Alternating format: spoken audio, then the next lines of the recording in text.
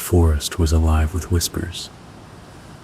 Not the kind that rustled through leaves or the distant hoot of an owl, but something darker, more deliberate.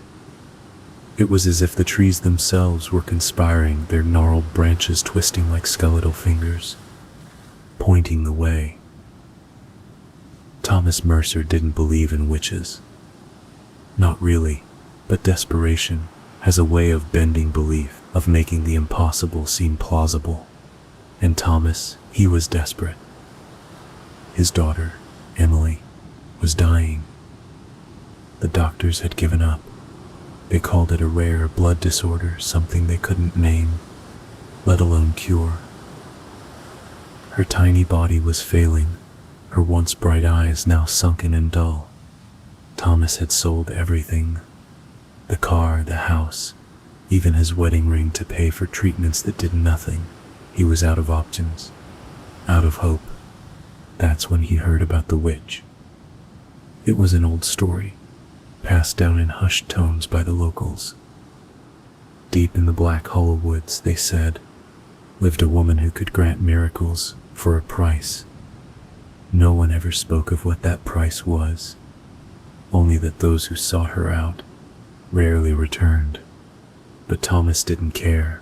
He would risk anything for Emily. Now, as he trudged through the dense undergrowth, the air grew colder, thicker. The forest seemed to close in around him, the shadows lengthening despite the midday sun.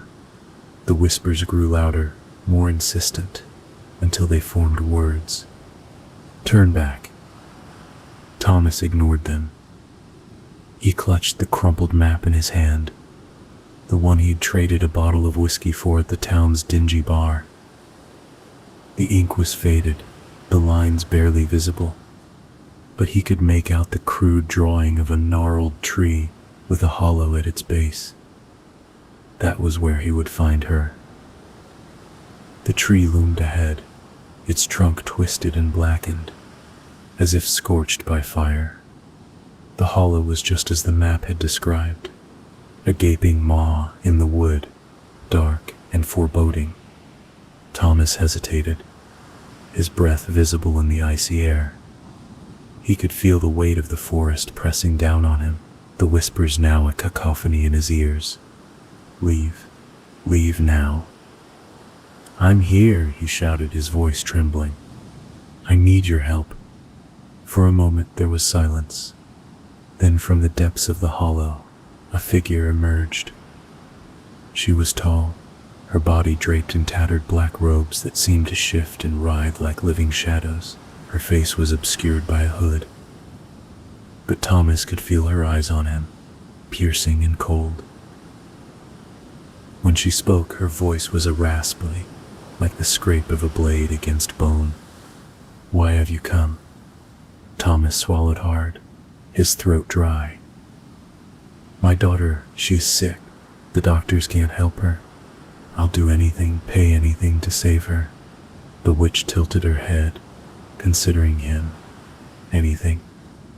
"Yes." She stepped closer, and Thomas caught a glimpse of her face beneath the hood. His stomach churned.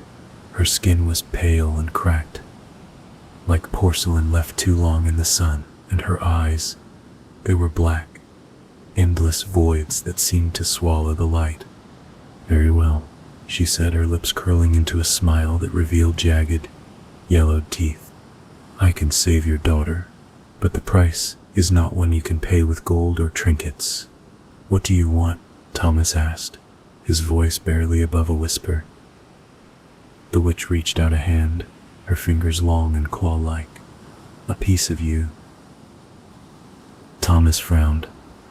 "What do you mean?" "Your soul," she said simply. "A fragment of it, to be exact. I will take a small piece, and in return your daughter will live." Thomas's heart pounded in his chest. His soul, was such a thing even possible? But then he thought of Emily, her frail body hooked up to machines, her weak smile as she told him not to worry. He would give anything for her, even this. "Do it," he said, his voice steady despite the fear coursing through him. The witch's smile widened. A wise choice. She reached out, her hand hovering over his chest. Thomas felt a sudden searing pain as if something were being ripped from deep within him. He gasped, his vision blurring, and for a moment he thought he might pass out. Then just as quickly as it had begun, the pain subsided. The witch stepped back, her hand clutching a small, glowing orb.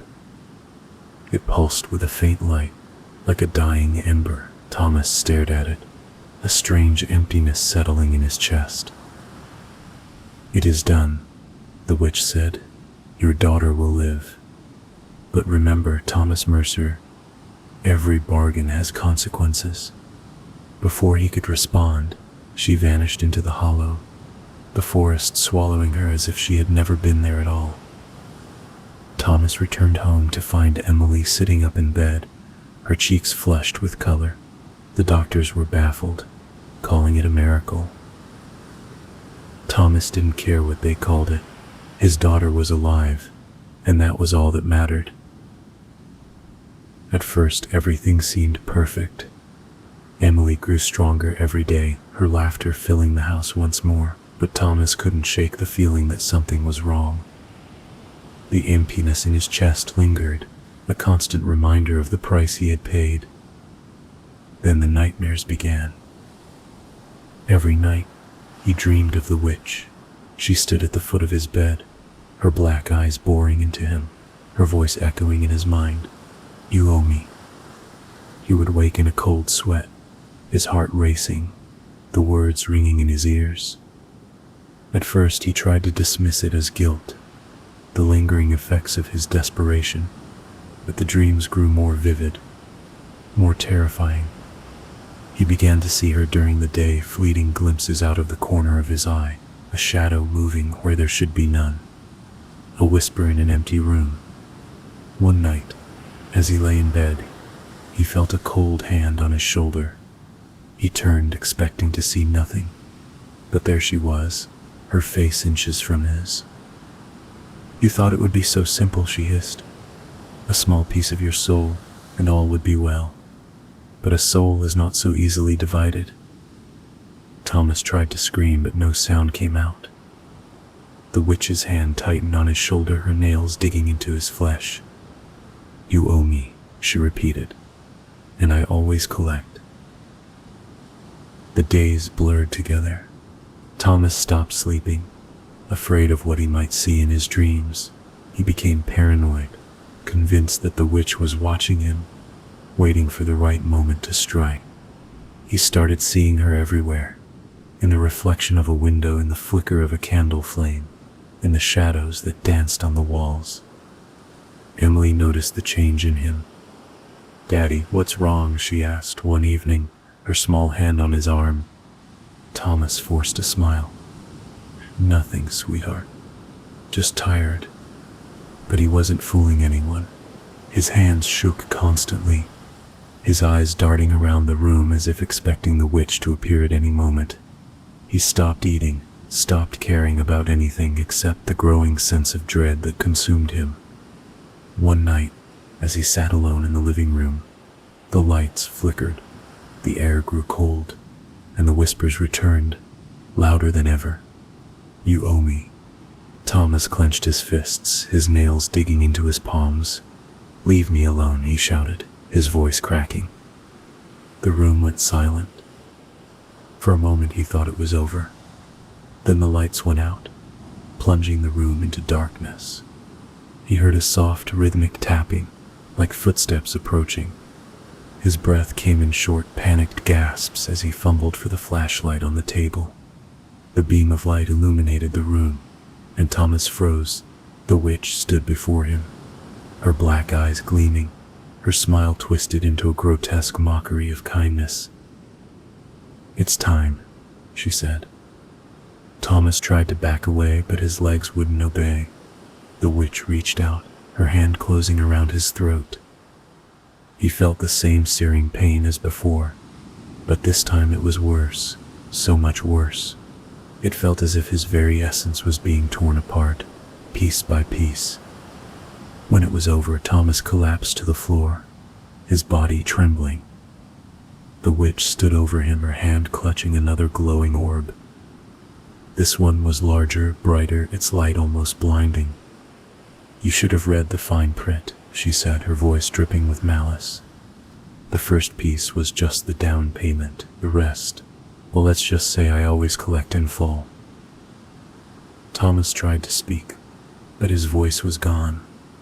His vision blurred, the edges of the room fading into darkness. The last thing he saw was the witch's smile as she vanished into the shadows. Emily found him the next morning, his body cold and lifeless. The doctors called it a heart attack, but she knew better. She had seen the change in him, the way he had slowly unraveled. She didn't understand what had happened, but she knew one thing for certain. Her father had made a bargain, and it had cost him everything.